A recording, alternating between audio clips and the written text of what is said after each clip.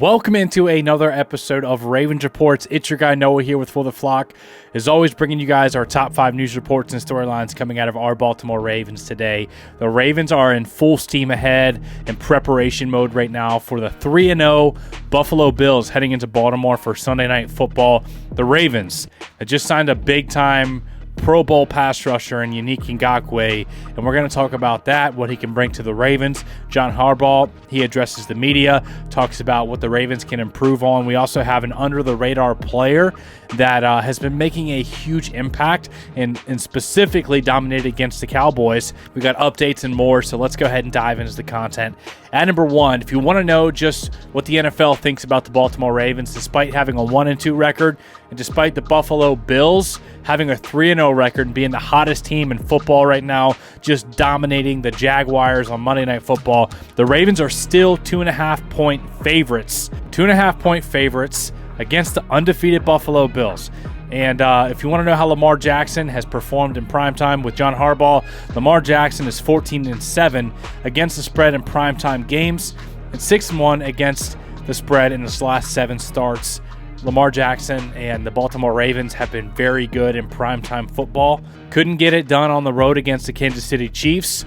We could go into how that happened and how close it was, the toe and the end zone, the penalty, all that stuff. But the Ravens have a chance to make it right, playing in primetime again on Sunday Night Football, and I'm fired up to see what the Ravens can do. At number 2, the Ravens have just signed Yannick Ngakoue to their practice squad to give him some time to ramp up, get to know the defense, getting another guy signed off the couch. Remember, Kyle Van Noy and Jadeveon Clowney signed off the couch last year. Van Noy was during the season. Jadeveon Clowney was right before the season. And those guys were massive producers. If you want to know, before we talk about Yannick, let's talk about what Van Noy has done since he was signed off the couch last year. So in his last 17 games with the Ravens, he has 13 sacks. That's absurd. I mean, that's like elite pass rusher status, like a guy getting double-digit sacks.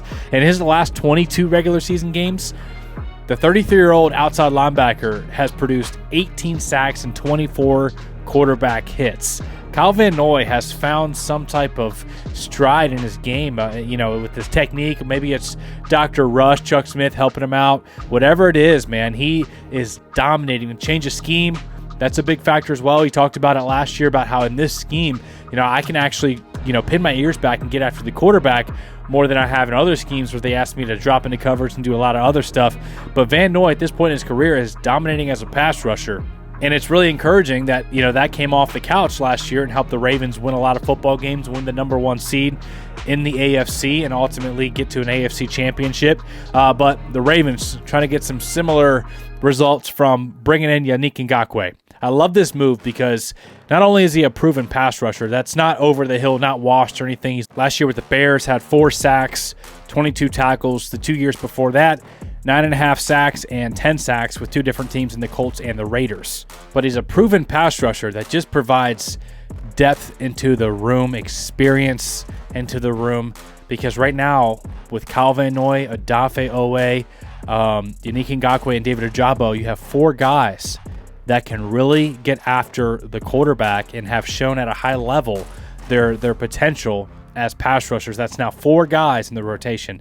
Now, that helps a lot because of some of the fourth quarter stuff that we've seen where our pass rushers get tired, the pressure's not maybe there as much, we have a lead, we have to get after the quarterback, and I think the Ravens saw that and wanted to have some more depth. Another guy that, hey, we don't need you to do a lot of crazy stuff, but to go and hunt the quarterback on third down late in the game when we're on a lead and our guys are tired, like he can be another guy to add some fresh pass rush juice, fresh legs. I'm excited to see what Yannick Ngakoue can do in this scheme.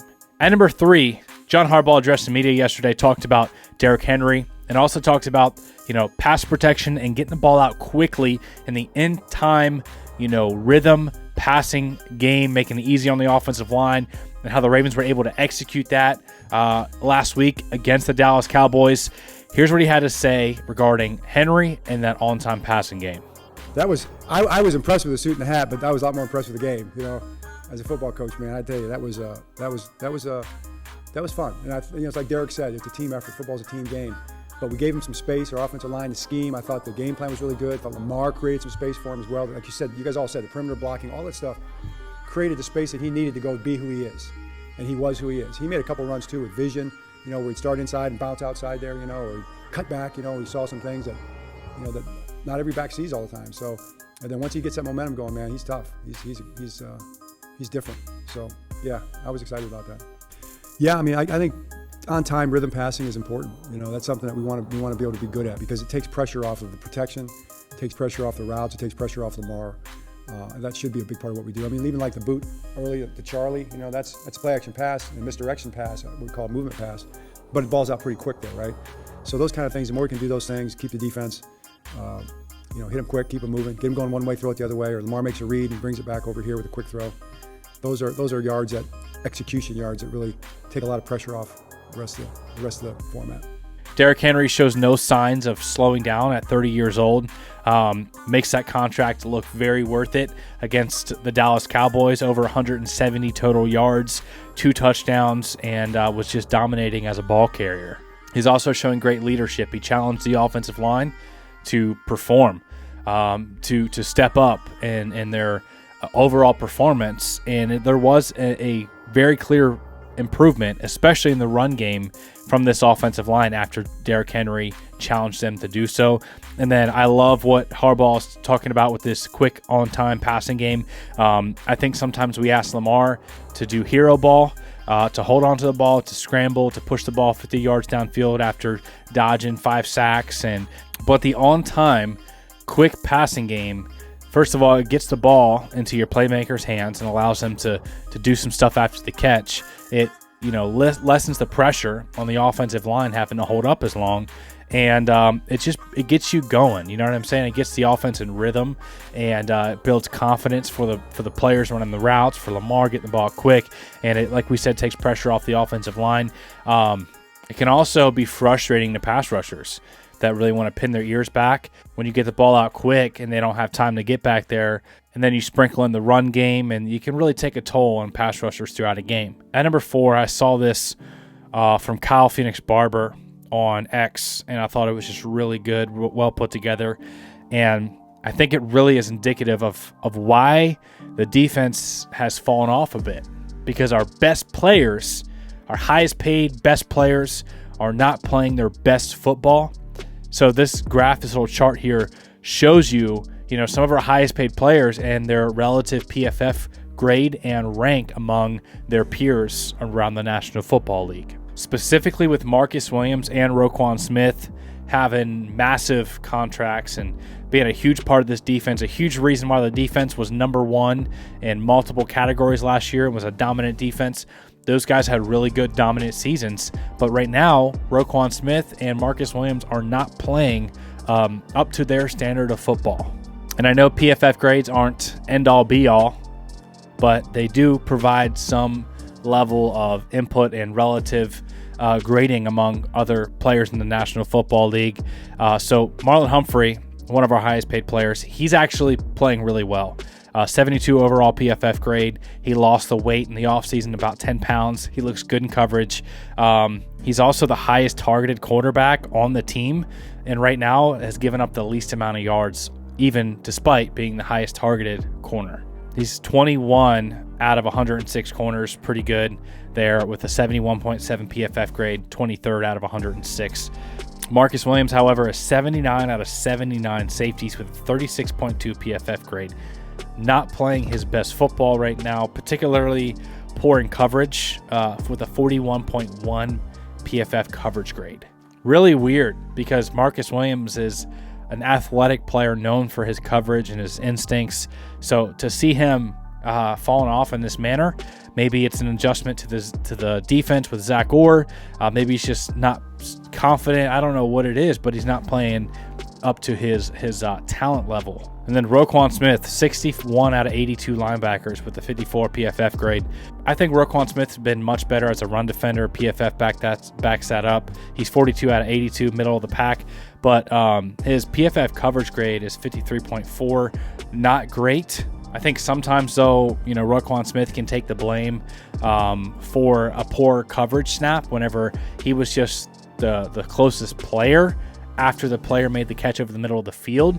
But I think overall the defense needs to do a better job in closing those middle of the field throwing lanes. And I think sometimes Roquan Smith can take the blame because he's the first one to get to that ball carrier, and it can make him look like he had a bad coverage snap, when in reality he was doing his assignment and happened to be the first guy there. The reality is if for our defense to get back to where they were last year, among the NFL's best, they were the best, they need their best players to play like it. Roquan Smith and Marcus Williams specifically need to perform better. Kyle Hamilton, also one of our best players, that chart was talking about their salary and how high paid they are. Kyle Hamilton's still in the rookie contract, but definitely one of our best football players.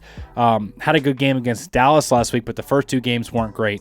So overall, our best players got to show up and play better football. At number 5, one guy who absolutely dominated, in addition to Derrick Henry and Lamar Jackson against the Dallas Cowboys, was Tyler Linderbaum. Sometimes we got to give the offensive line their credit, man. We got to give them their due.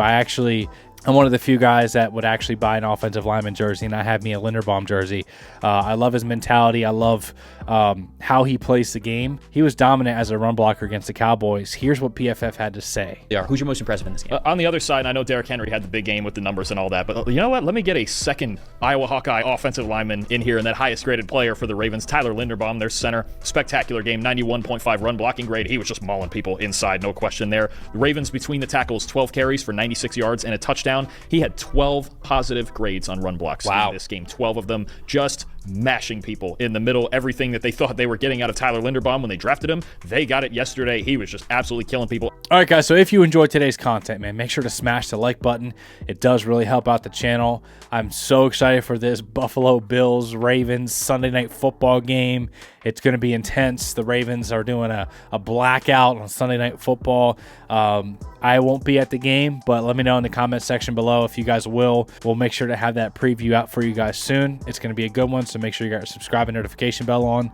We love you guys. Appreciate y'all. We'll see you in the next video.